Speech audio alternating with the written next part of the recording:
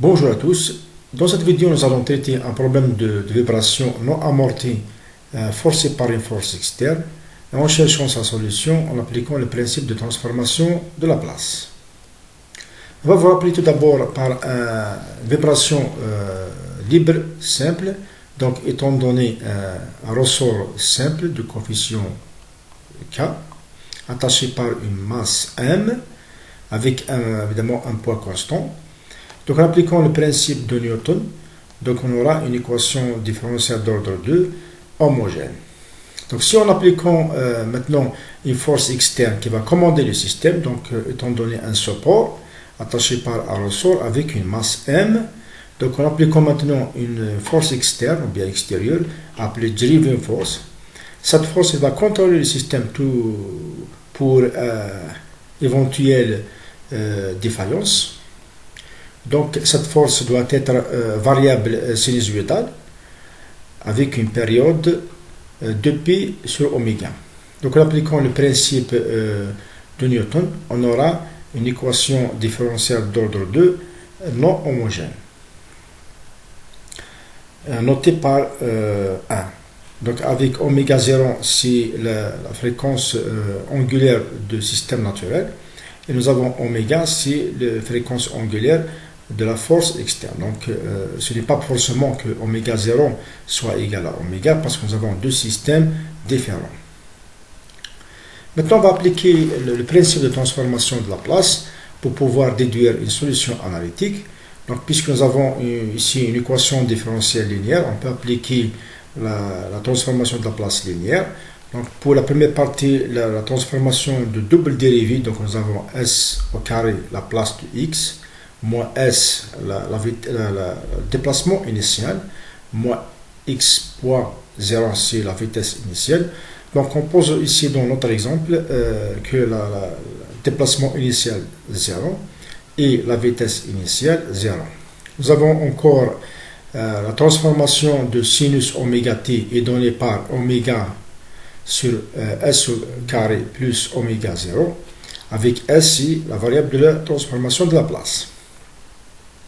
On aura facilement cette formule de Laplace de x.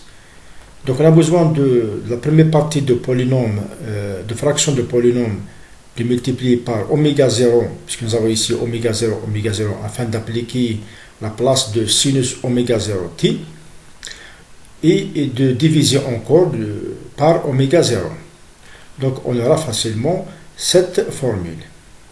Donc on a ici un problème, donc pour pouvoir appliquer la transformation de sinus, nous allons transformer le produit en somme de deux éléments.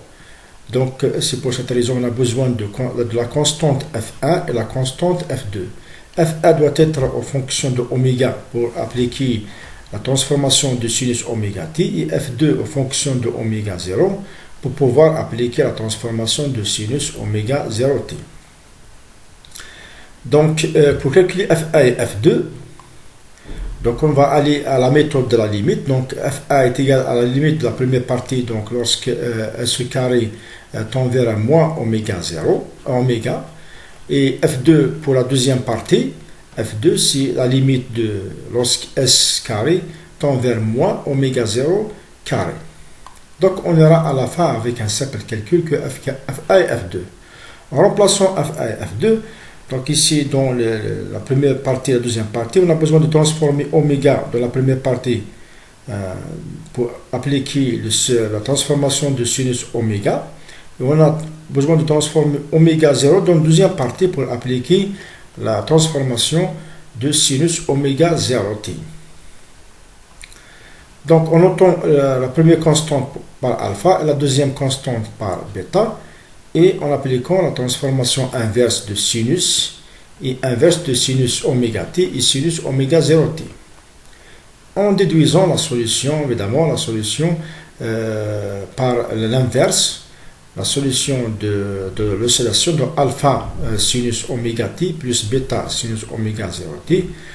Première oscillation pour le système naturel, système ordinaire. Deuxième oscillation pour la force appliquée externe.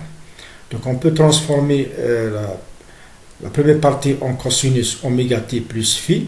Phi c'est la phase initiale. plus b sinus oméga 0t. Donc on a terminé pour aujourd'hui. Merci pour votre attention. À bientôt.